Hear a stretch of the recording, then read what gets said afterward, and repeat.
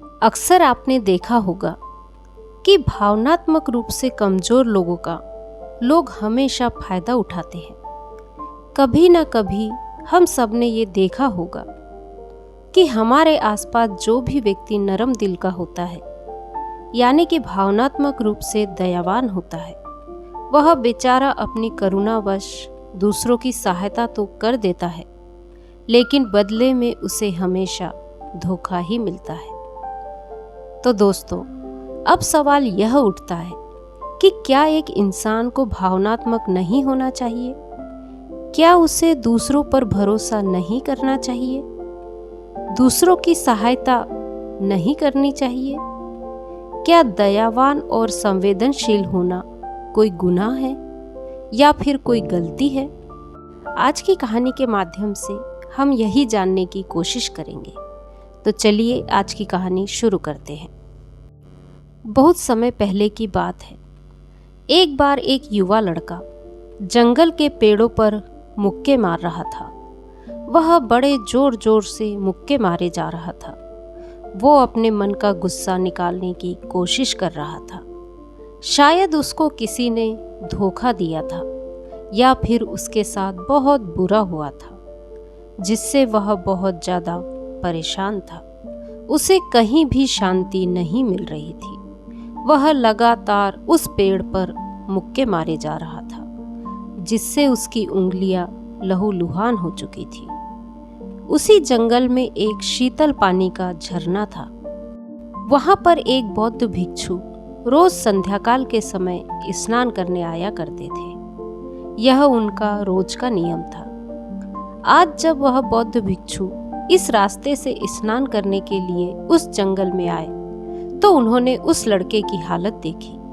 वह जोर जोर से चीख रहा था, रो रहा था और लगातार मुक्के मारे जा रहा था। उस लड़के के आसपास कोई मौजूद नहीं था। इससे उस भिक्षु को उस युवक की चिंता होने लगी।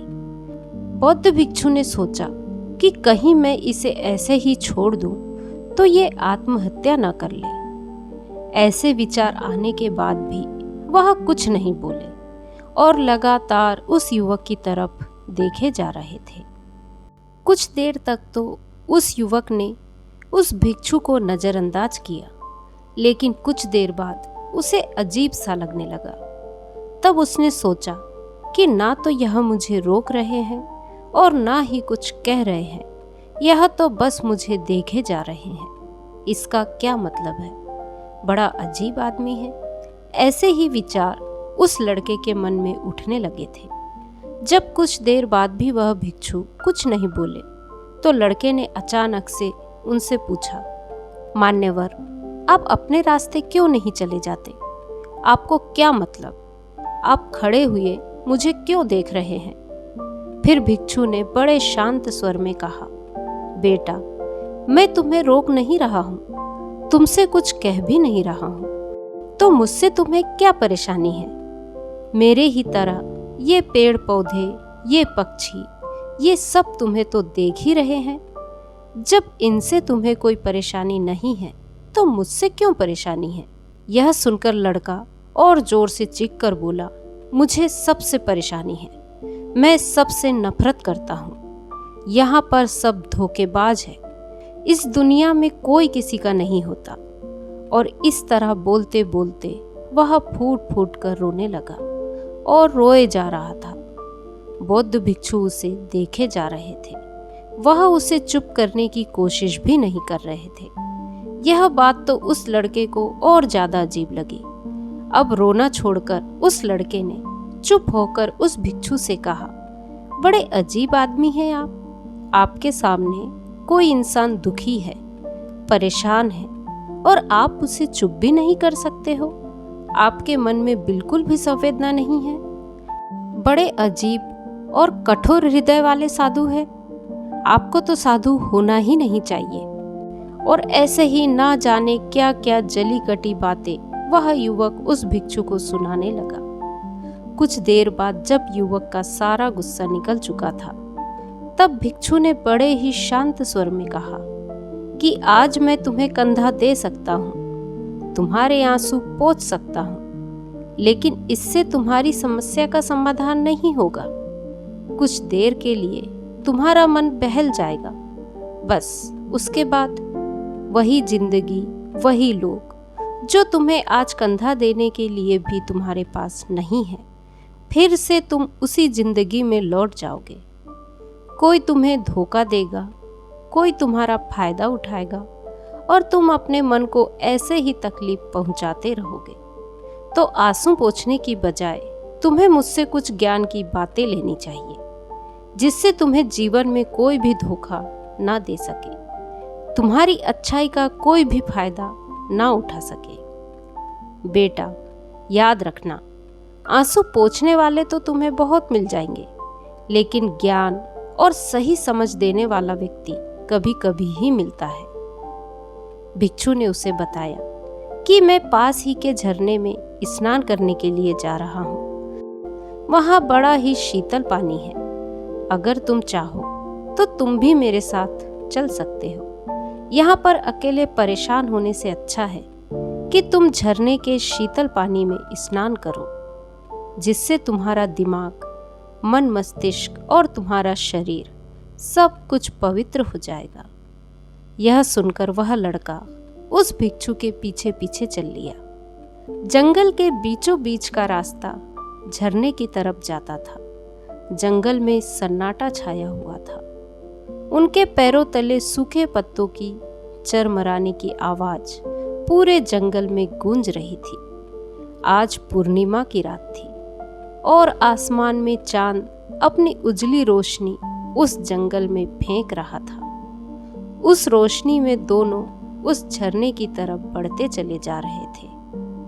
रास्ते में चलते चलते उस युवक ने उस भिक्षु से कहा, मान्यवर, आपकी जिंदगी मस्त है।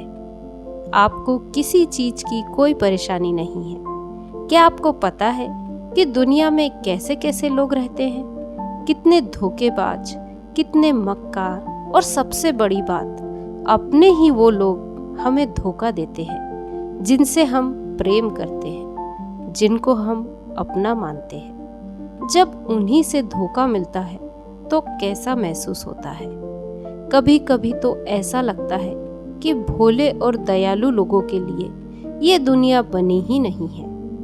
ये सिर्फ धोखेबाजों के लिए है, मक्कारों के लिए है। वही यहाँ पर फलते फूलते हैं, वही लोग आनंद से जीते हैं। और हमारे जैसे लोग जो दूसरों की सहायता करते हैं, दूसरों को अपना मानते हैं, वह हमेशा जीवन भर दुख में ही रहते हैं। यही जीवन की सत्यता है और यही संसार है जिसमें हमें रोज घुट घुट कर मरना पड़ता है। आपने सही किया जो ऐसी जिंदगी को त्याग दिया। बस अब अपनी जिंदगी मस्त से जियो। किसी से कोई परेशानी नहीं, किसी की कोई चिंता नहीं। मैं भी सोचता हूँ कि मैं भी संन्यास ले लूँ, छोड़ दूँ इस दुनिया को। ये सुनकर भिक्षु ने कहा, बेटा, तुम्हें क्या लगता है सन्यासी जीवन जीना बहुत आसान होता है? भिक्षु ने बड़े शांत स्वर में कहा कि तुम्हें तो 2 वक्त की रोटी भी मिल जाती है, हमें तो कभी कभी वह भी नसीब नहीं होती।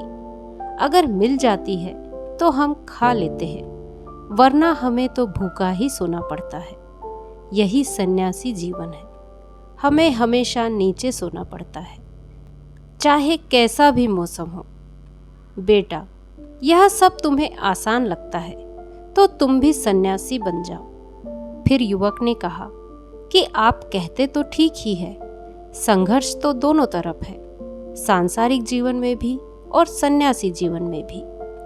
वैसे सांसारिक जीवन भी अच्छा है, लेकिन तब तक जब तक घर परिवार में सुख शांति बनी रहे, धोखा ना मिले, हमारे लोग हमारा फायदा ना उठाए, हमसे झूठ ना बोले, हमें धोखा ना दे, तब तो जीवन जीने का आनंद होता है, वरना तो जीवन नरक हो जाता है। फिर भिक्षु ने कहा, देखो, सन्यास अपने मन से लिया जाता है। जब हमारा मन कहता है कि हमें सन्यास के मार्ग पर सफलता हासिल करनी है, आगे बढ़ना है, तो तो ही सन्यासी जीवन सफल हो पाता है। लेकिन तुम अपने घर से परेशान होकर, दूसरे लोगों से परेशान होकर सन्यासी बनना चाहते हो, तो तुम्हारा सन्यासी जीवन कभी भी सफल नहीं हो सकता। इससे अच्छा तो तुम सांसारिक जीवन में ही हो। अगर तुम अपने जीवन में कुछ तरीके, कुछ नियम अपनाओ, तो दूसरे लोग तुम्हें धोखा नहीं दे पाएंगे। सबसे पहले तो यह समझो कि धोखा उन्हें ही मिलता है जो भावनात्मक रूप से कमजोर होते हैं, जिनका दिल जल्दी पिघल जाता है, जो दूसरों को दुख में नहीं देख पाते। ऐसे लोगों के साथ धोखा होने की संभावना ज़्यादा होती है, क्योंकि कोई भी व्यक्ति अपनी परेशानी बताकर, अपने को दुख में बताकर तुम्हारा फायदा उठा सकता है। क्या पता वह झूठ बोल रहा हो या वह दुखी होने का नाटक कर रहा हो, लेकिन आपको तो सच ही लगेगा। और उसके बाद जब आपको पता चलता है कि आपके साथ धोखा हो गया, उसके बाद आपका मन अंदर से टूट जाता है। इसीलिए सबसे पहले इस बात का ध्यान रखना कि किसी भी व्यक्ति को यह एहसास मत होने दो कि तुम भावनात्मक रूप से कमजोर हो। अंदर से तुम्हारा दिल नर्म है। अगर उन्हें यह कमजोरी पता चल गई तो वह कोई न कोई जाल रचकर आपका फायदा उठाने की जरूर कोशिश करेगा। चाहे आप अंदर से कितने ही संवेदनशील हो, दूसरों की मदद करने वाले हो, लेकिन किसी को ये एहसास मत होने दो। ऊपर से कठोर बने रहो। जब लोगों को लगेगा कि यह व्यक्ति कठोर है, तब वह लोग जो झूठे हैं, मक्कार है, वह आपके पास आएंगे भी नहीं। वह उन्हें चुनेंगे जो उनके आसानी से शिकार होंगे। और दूसरी बात समझने की यह होती है कि हम बहुत जल्दी दूसरों पर विश्वास कर लेते हैं, और हमारी जल्दी दूसरों पर विश्वास करने की आदत ही हमें हानि पहुंचाती है। 2 दिन तुम्हें किसी से मिले हुए नहीं और तुम एक दूसरे के हो जाते हो, एक दूसरे पर पूरा भरोसा करने लग जाते हो, और यह भरोसा तीसरे दिन टूट भी जाता है, और फिर तुम्हें धोखा मिलता है, और फिर तुम परेशान होते हो। इसीलिए किसी भी रिश्ते को आगे बढ़ाने के लिए समय दो। समय के साथ तुम्हें सामने वाले इंसान की अच्छाई और बुराई पता चलती है। तब तुम्हें पूर्ण रूप से पता चलता है कि इंसान वास्तव में कैसा है, अच्छा है या बुरा है, और वह कुछ समय देने के बाद ही होता है। इसीलिए जल्दी किसी पर विश्वास मत करो। अपनी पूरी संतुष्टि करना। अगर तुम किसी के साथ लंबे समय तक भरोसा करना चाहते हो, या किसी के साथ कोई संबंध बनाना चाहते हो, कोई दोस्ती करना चाहते हो, या फिर किसी की मदद करना चाहते हो, इन सब परिस्थितियों में तुम्हें यह भी पता होना चाहिए कि दूसरे लोग तुम्हारे बारे में क्या सोचते हैं। इसके बाद तुम जीवन में कभी भी धोखा नहीं खाओगे, और तुम्हें धोखे की वजह से कभी भी पछताना नहीं पड़ेगा। इसी तरह की बातें करते हुए भिक्षु और वह लड़का दोनों झरने के पास पहुंच गए। वह लड़का भिक्षु से बोला, मान्यवर, मैं समझ गया हूँ और मैं आगे इन बातों का ध्यान रखूँगा। तो दोस्तों, आज की कहानी यदि आपको पसंद आई हो तो कहानी को लाइक, शेयर, कमेंट करें और मेरे चैनल को सब्सक्राइब करें। नमो बुद्धाय।